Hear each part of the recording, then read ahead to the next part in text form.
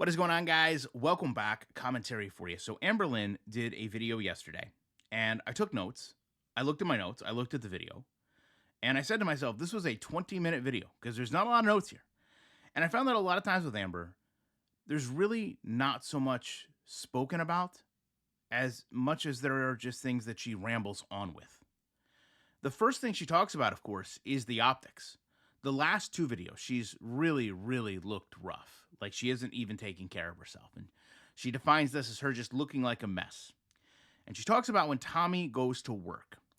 And I've learned in the past with Amber, when she has any level of responsibility assigned to her by a partner, she turns it into something it's not. It's this, massive task. It's this immeasurable way to start her day. It's something that a routine or a structure needs to be built around. It's the pillars of her existence. In this case, it's simply providing food and water to cats and dogs.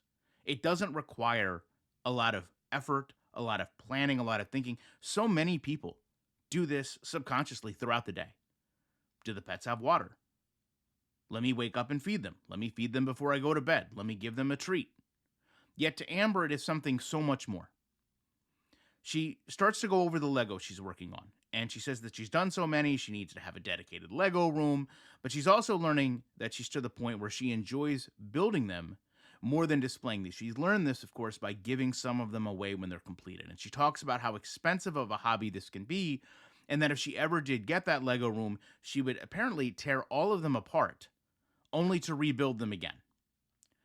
She then starts to talk about the issue she's going through, and she said she shouldn't have to explain this, but she is journaling so that she can reflect and understand how she feels. And she blames her upbringing for this. She goes back to when she was in group homes, foster care, how it was, mandatory that she kept a journal.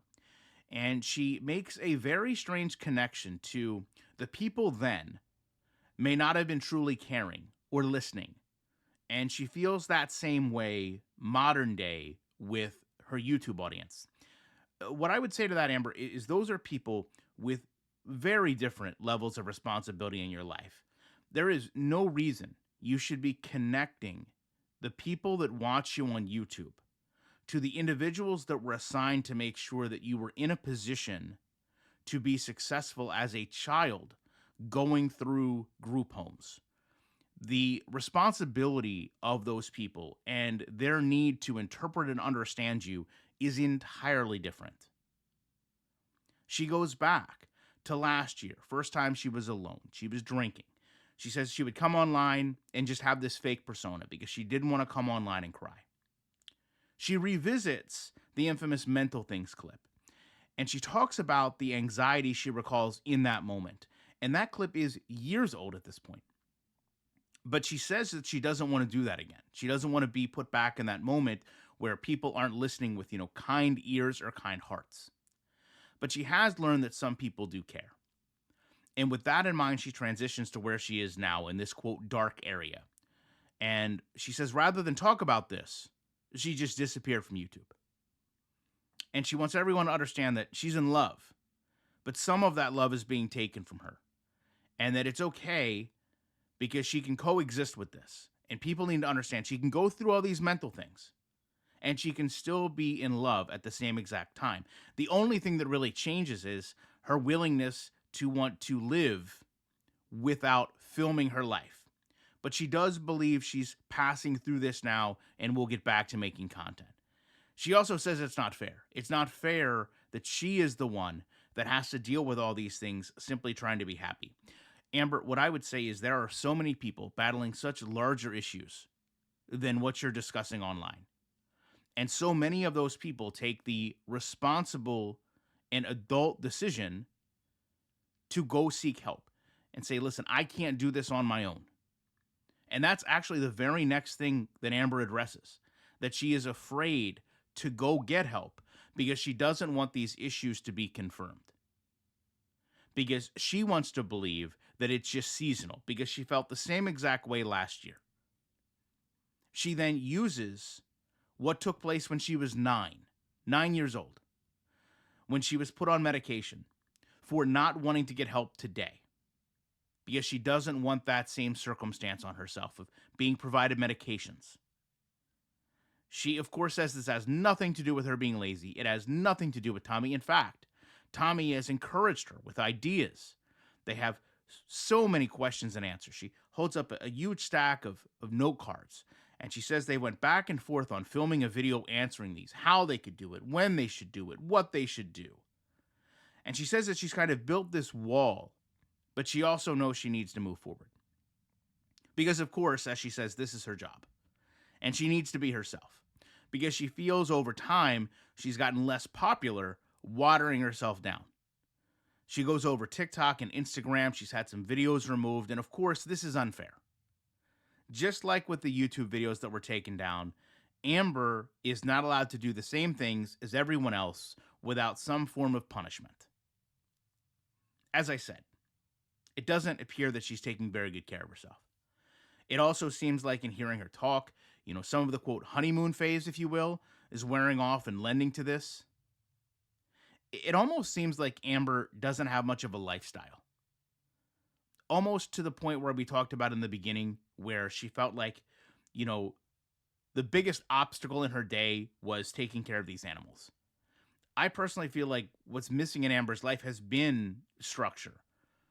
Waking up, taking care of pets, cleaning, random journals, Legos, junk. As a matter of fact, to give you a prime example, during this video, an Amazon delivery comes. So think about this. You're filming your second video in what must be 2+ months.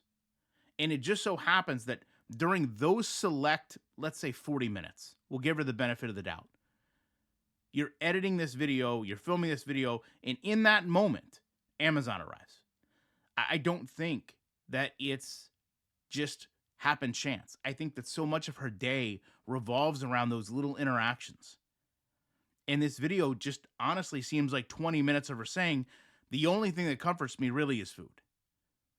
And I know that I need help. I'm just refusing to go out and get it. And I came online before, I wasn't myself, and it damaged the income I could make, but now I need to change all that. And it really does just make you sit back and think, does Amber really feel comfortable with herself to the point that she could go back and live on her own? Or is she completely dependent on having someone else there?